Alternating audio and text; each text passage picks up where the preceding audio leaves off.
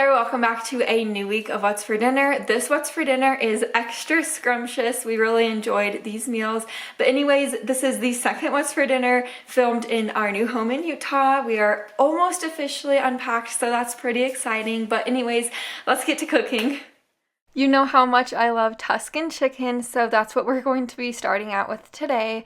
I have 2 chicken breasts right here. I'm just cutting them in half horizontally like this.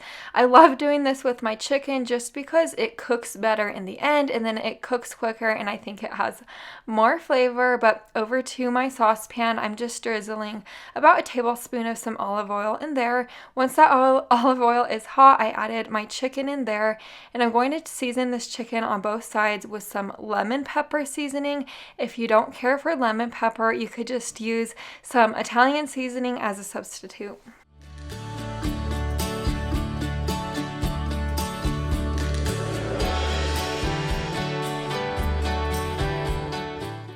Now that my chicken is completely cooked, I removed it to a separate plate and back over to the saucepan. We're going to drizzle an additional tablespoon of olive oil in there. Once that's hot, I added in 1 diced up onion and I'm going to cook this onion until it's soft.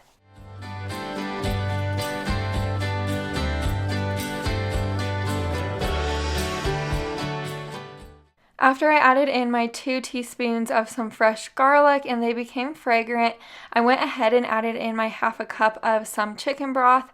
I stirred this together and scraped all of the bits off the bottom of my pan. There's a lot of flavor in those bits. But anyways, now I'm adding in my 1 cup of some heavy whipping cream and I'm going to stir this to combine. Now that our heavy whipping cream is through simmering for 1 minute, I added in a half a cup of some Parmesan cheese along with a half a cup of some sun-dried tomatoes and about a teaspoon of some Italian seasoning and a small amount of some garlic powder and onion powder. I'm going to stir this all together and this creamy sauce is seriously so good. Now I'm adding in about 2 cups of some fresh spinach. If you're not a spinach fan, you could opt out of that, but I do like adding the spinach in because I'm just, hiding some more veggies in the meal. But anyways, now that that spinach is wilted down, I added it back in our chicken. I'm going to warm the chicken through and then it's ready to serve. Here is the finished product. This is seriously so good. It has a ton of flavor. I served my Tuscan chicken over some egg noodles with that sauce. It is just so yummy. And then as you could see, I also served this with some steamed asparagus and some Parmesan cheese on top. Now we're making a really easy 1-pot Mexican rice casserole. It is just so flavorful. To my Dutch oven, I added about a tablespoon of olive oil. Once that oil is hot, I'm just adding in 1 diced up white onion along with a pound of some lean ground beef. I'm just going to cook this ground beef through. To flavor this up, I'm going to be adding in 1 teaspoon of garlic powder along with 2 tablespoons of taco seasoning, and then you're just going to want to stir this together.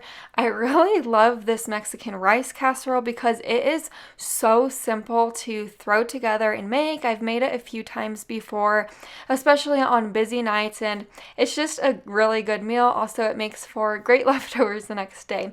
But anyways, I just added in my 1.5 cups of some beef broth. I'm going to stir this together and then add in my 8 ounces of tomato sauce.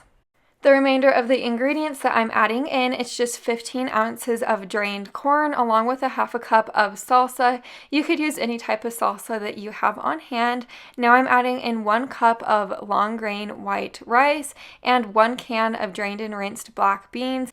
This will simmer on your stove covered for about 18 to 25 minutes. You do want to stir this frequently while it's cooking just to make sure that the rice doesn't stick to the bottom of your pan. I also want to mention I added in an additional half a cup of beef broth while this was cooking just because I thought it needed more liquid. But here it is all cooked up and ready to serve. I gave this a good fluff and a stir and I'm going to be adding in about 1.5 cups of sharp cheddar cheese.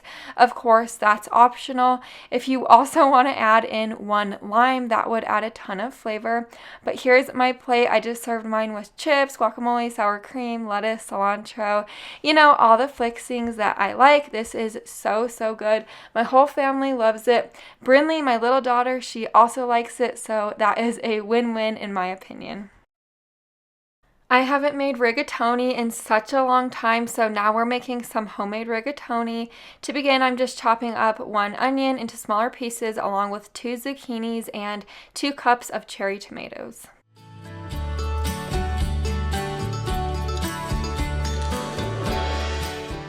To my large pot with some hot olive oil in there, I added in our onion that's diced along with our pound of sausage. This is just the sweet Italian sausage. You could use hot sausage or any type of sausage you like. You just pretty much want a pound of it.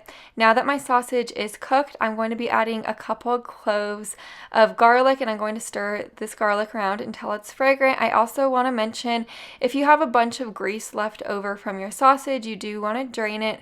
Mine wasn't very greasy though, so I didn't need to bother with that.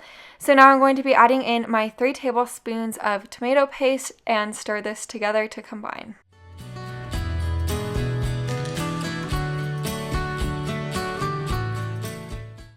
Now you'll want to be adding in your sliced up cherry tomatoes. If you don't have cherry tomatoes on hand, you could just use a regular sized can of diced tomatoes and it will still turn out perfect. Next, I added in 1 cup of chicken broth along with some salt and pepper. You're going to stir this all together and let it simmer on your stove for about 10 minutes covered. While I have that simmering, I'm going to boil up my 12 ounces of rigatoni noodles. You could use any type of noodles you like, but my family likes using rigatoni for this recipe. Now that our tomatoes are through simmering, I'm going to be adding in our zucchini that we chopped up earlier.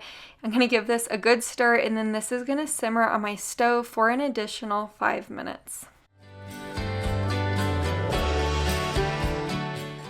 After those 5 minutes are up, we're going to be adding our drained rigatoni into our pot, and then I did reserve about half a cup of some of the pasta water that the noodles were boiling in to add to this. It's just going to make it a little bit more liquidy.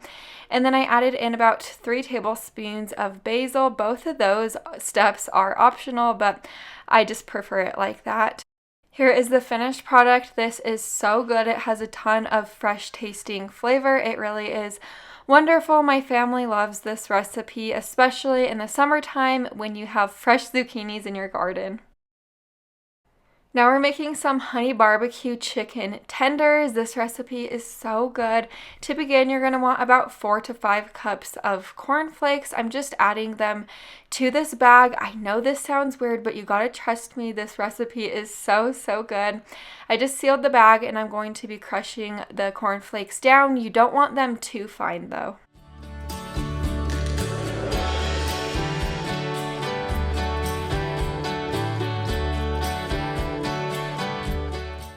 I just added the cornflakes to this bowl and I'm going to season it with about half a teaspoon of salt and pepper, half a teaspoon of garlic powder, and 1/4 teaspoon of some smoked paprika, and then I'm going to stir this to combine.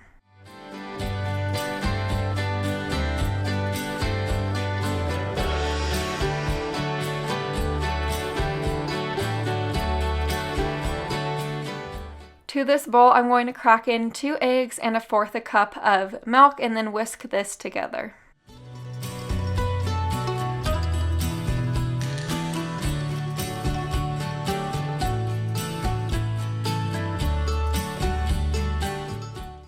In this bowl, I have 2 pounds of chicken tenderloins. Right on top, I added about a cup of some all-purpose flour. I'm going to coat the chicken in the flour.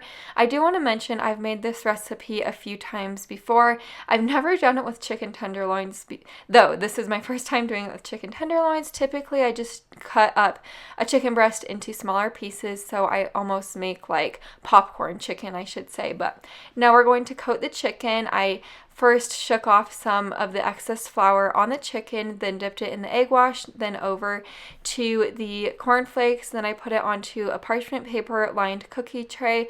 This is going to bake into a preheated oven to 400 degrees for about 25 minutes. I flipped it at the halfway mark through baking. While I have our chicken in the oven baking, we're going to make some semi-homemade barbecue sauce. Of course, this isn't real homemade barbecue sauce, but it makes this regular old barbecue sauce so much better. It has so much flavor. So into this pot, I added 3/4 cup of barbecue sauce along with 1/4 cup of honey and ketchup. I'm going to bring this up to a simmer and let it simmer on my stove for about 3 to 4 minutes. I used the COUGAR brand of barbecue sauce, if you were wondering. And then now that my chicken is out of the oven, I placed it into this large bowl, and I'm going to coat the chicken in the barbecue sauce. Like I said previously, I've made this recipe before, but I did it with popcorn chicken, so it was easier to shake and coat the chicken with the popcorn chicken, so keep that in mind. But despite that, I tried my hardest to coat all the chicken pieces in all of the barbecue sauce. Here is the finished product. I served it with waffle fries, ranch, and veggies. This was so good. The only thing I would do different is next time I would make this into popcorn chicken instead of chicken tenderloins. I know that might sound funny, but I just like the texture of the popcorn chicken instead of the chicken tenderloins. I don't know why. That might just be me though. And that is a wrap of this What's for Dinner. I really hope you enjoyed it and found a recipe that you might be able to make yourself. As usual, if you have questions about anything, go ahead and leave them in the comments down below. I'll try to get back to you as soon as possible, and I will see you in the next video. Bye for now.